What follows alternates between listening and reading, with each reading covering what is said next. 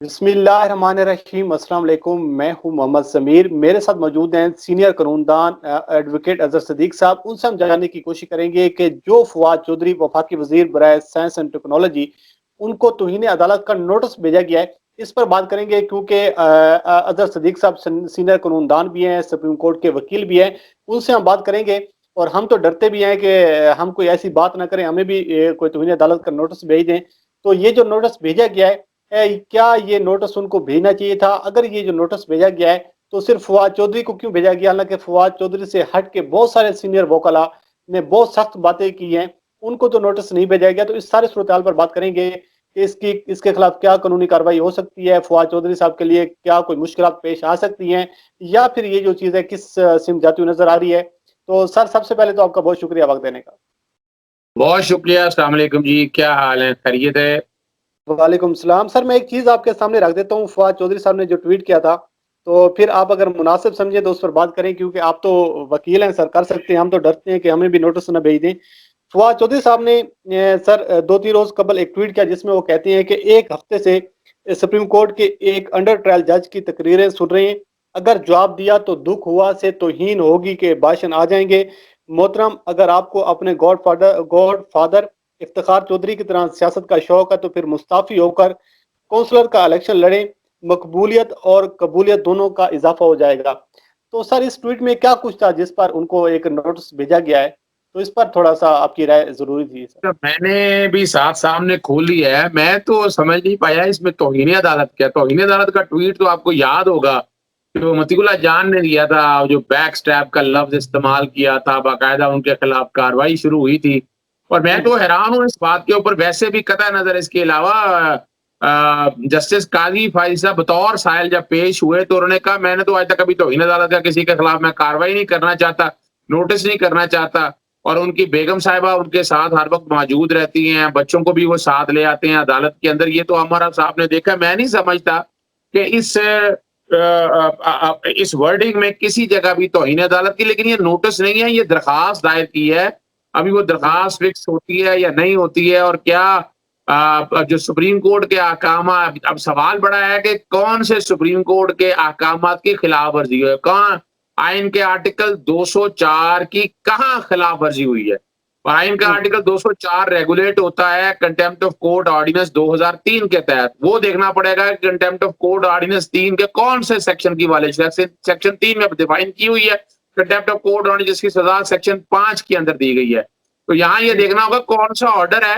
Order तो आपके सामने कोई नहीं है। अभी अभी वो बातें जो कर रहे हैं तो वो आप और हम सब ने देख लिया, रिकॉर्ड की चीजें हैं, मुझे बताने की जरूरत नहीं है कि जो अल्फाज यानी 80% से ज्यादा जो बातें का जैसे काजी फैसा ने बतौर साइल, वो बतौर साइल पेश हुए हैं।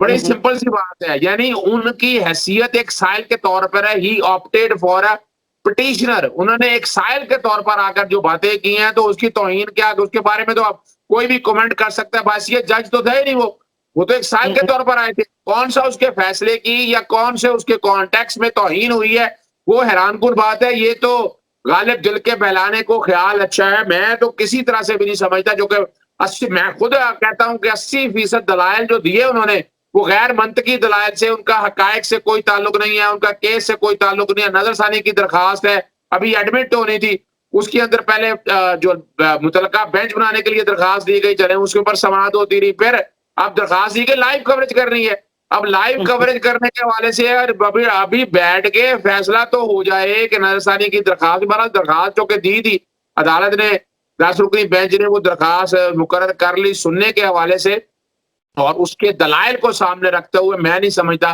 कि किसी तरह से भी तौहीन अदालत हुई है, बल्कि इस तरह की दरखास्त दायर करना भी अपने तय खुद एक तौहीन अदालत है। अच्छा सर, आप भी ये केस सारा सुन रहे हैं, हम भी अदालतों में जाते हैं। जिस तरीके से काजी फायजा साहब की जानिब से जो अल्फाज इस्तेमाल किए जा रहे हैं रियासत पाकिस्तान के इदारों के खिलाफ, जिस तरीके से वजीर आजम के खिलाफ इस्तेमाल किए जा रहे हैं, जिस तरीके से बाकी लोगों के खिलाफ इस्तेमाल किए जा रहे हैं, तो अगर ये कहना कि भाई आप अपनी मनी ट्रेल दें, आपसे जो पूछा जा रहा है, तो इसमें सर कबात क्या है? सर, इसमें कौन सी कोई ऐसी चीज है जो सर के वो मतलब कि एक इज्जत नफ्स को मजरू कर रही है? सर, क्या चीज है इसमें सर? अच्छा, मैं तो समझ रहा था शायद मिसेस सरीना फायज ईसा ने जावेद लतीफ के खिलाफ कोई दरखास्त दायर कर दी है।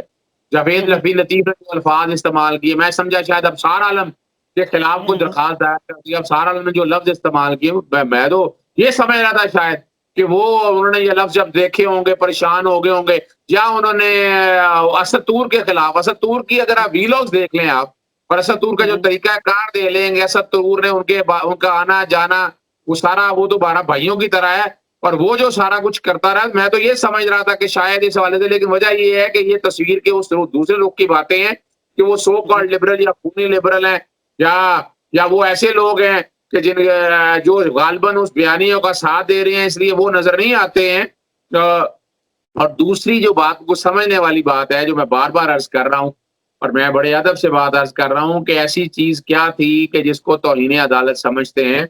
अभी तो ये दरखास्त अगर दायर हुई है, दरखास्त तो अभी जब नोटिस होगा, जब समाअत के लिए मुकर्रर होगी, खाली दरखास्त दायर कर देने से, इस तरह की झूठी दरखास्तें तो लोग दायर करते रहते हैं। इस तरह की दरखास्तें दायर करने से तो रोका नहीं ना जा सकता ना। दरखास्तें तो दायर कोई भी कर सकता है, किस तरह भी कर सकता है। जब वो फिक्स होती है अदालत के अंदर, तब ये फैसला किया जाता है कि क्या वो तौहीन अदालत बनती है। और वैसे भी जब सुप्रीम कोर्ट का ऑर्डर कोई नहीं है, अब यहाँ अगर आना था तो किसी हाई कोर्ट में जाते। असूली तौर पर आर्टिकल 187 बड़ा क्लियर है आईन पाकिस्तान 1973 का, कि सुप्रीम कोर्ट के ऑर्डर्स को अगर एग्जीक्यूट करना है तो किसी हाई कोर्ट ने करना है, और हाई कोर्ट में जाते। अब यहाँ तौहीन अदालत की मैं ये जो दरखास्त दायर की है, मैं इसको काबिल समाअत ही नहीं समझता। अच्छा सर, बतौर कानूनदान, आप सीनियर कानूनदान हैं सुप्रीम कोर्ट में, आप सर आपके काफी अरसे से आप सुप्रीम कोर्ट में आना जाना आपका होता है, तो जो फवाद चौधरी साहब ने बात की है, आपकी नजर में सर उन्होंने गलत बात की है सर? देखिए मंतकी बात की अगर हम तरफ चले जाएं, तो उन्होंने तो हालात और वाकयात बताई है ना, कि ये और जो बातें हैं कि वो जिस तरह के दलाइल दे रहे हैं, काजी जस्टिस काजी भाई साहब बतौर साइल, वो बतौर साइल दलाइल दे रहे हैं, वो मकबूलियत की बात है। उन केसों का ताल्लुक क्या है? यानी उन्होंने अपना माइंड दे दिया, यानी जज आकर इस तरह, यानी आप अंदाजा लगाएं, ये मैं तो इसको किसी ना किसी कॉन्टेक्स्ट में, किसी स्टेज के ऊपर, या मिसकंडक्ट के जिम्मे में भी ना आ जाए किसी वक्त।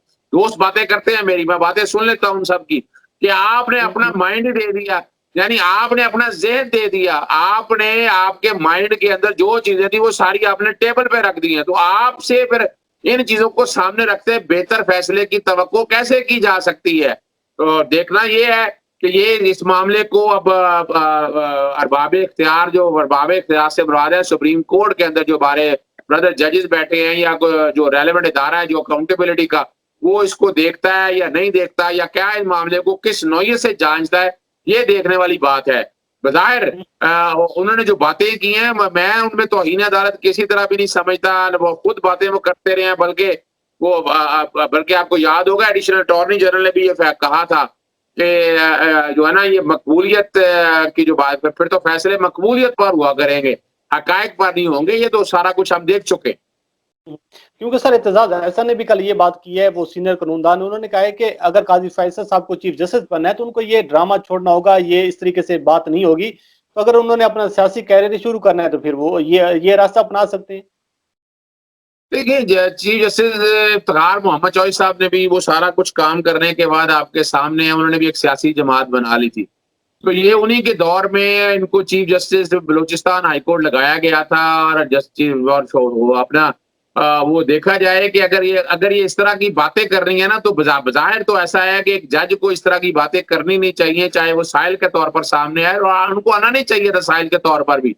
उन्हें असूली तौर पर साइल के तौर पर नहीं सामने आना चाहिए था। उनके पास वकला थे, वकला बात कर सकते थे। इसका मतलब है वो पूरे माइंड के साथ बैठ के, पूरी प्लानिंग के साथ वो चीज सामने लेकर आए हैं। क्या एक जज इस तरह की बातें करके और इस तरह के जो बातें कर सकता है, ये बड़ा एक सवालिया निशान है। और मैं तो, हमारे दोस्त बात करते हैं और बात हो रही थी कि इस तरह की दरखास्त जो है ना, यानी ये जो दलाइल इन्होंने दिए हैं, इन्होंने आज तक अपनी अदालत में जब बहसीयत जज बैठे, इन्होंने कभी दलाइल इस तरह करने की इजाजत दी है? ये तो बोलने भी नहीं देते थे वहां पर, रिकॉर्ड की बारह जैसे काजी भाई साहब। और इस तरह की दरखास्तों पर दोस्त अब आप जो वकला अक्सर कहती है कि ये बल्कि काबिल अखराज है और भारी भरकम जुर्माने के साथ दरखास्त ये खारिज होनी चाहिए।